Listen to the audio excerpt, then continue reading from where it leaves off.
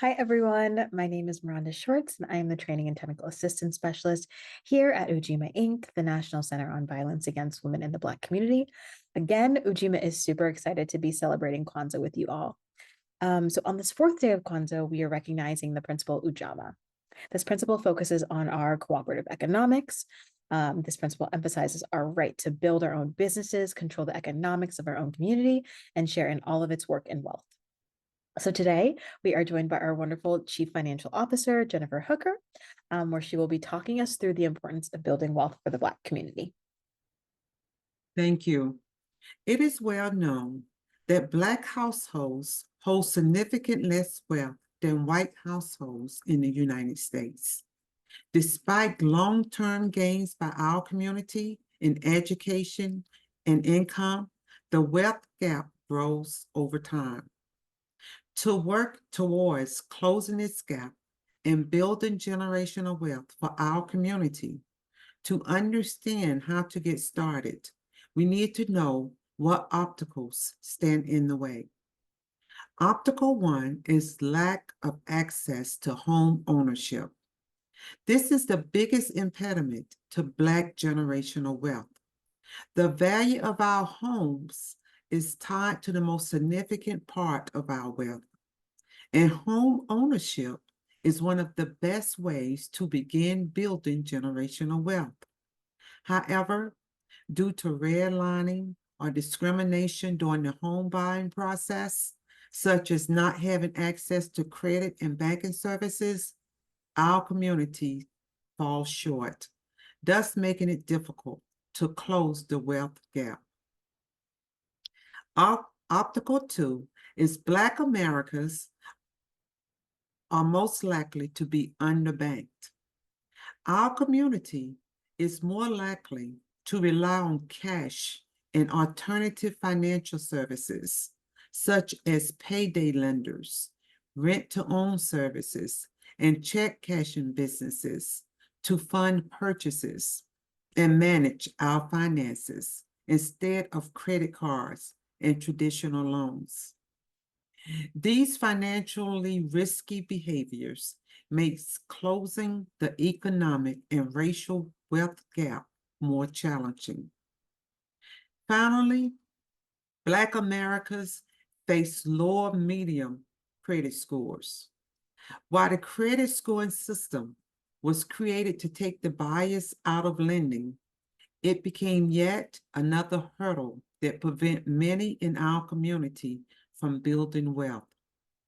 This is significant because credit is essential for achieving financial goals, like renting an apartment, being able to buy a car, accessing lower interest rates, and eventually home ownership.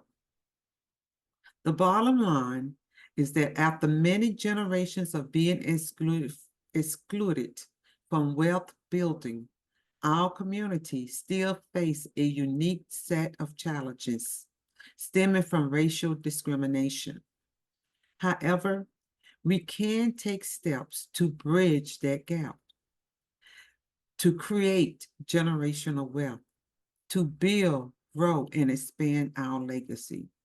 Steps such as home ownership. This is a huge step. However, this is the best way to begin building generational wealth. And home ownership, as I mentioned earlier, is tied to the most significant part of our wealth. Other steps include workplace retirement plans. If we are not already taking advantage of our retirement plans, it is time to start. Or if we are only investing the bare minimum in that plan, we should increase our contribution.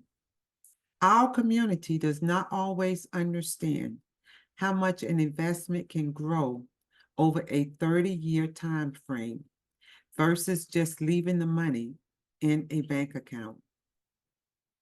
Another step is a regular paycheck transfer into a savings account. This is an effective way to start building a nest egg. We can invest in an insurance and life insurance policy.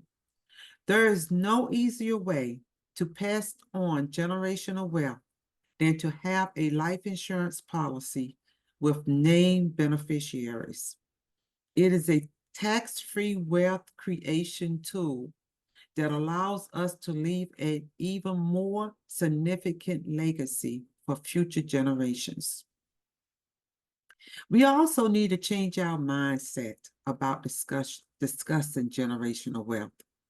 In many Black households, money is almost a taboo topic.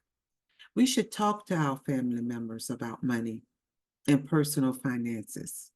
It is an integral part of helping our children develop a healthy relationship with money to become more financial literate and self-aware.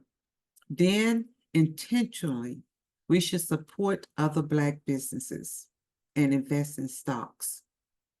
And finally, we must live within our means. We should not let our spending habits put us in a difficult financial position. Remember, wealth accumulation and closing the racial wealth gap is a journey. It doesn't happen overnight. We must start with the basics and take one step at a time. Thank you.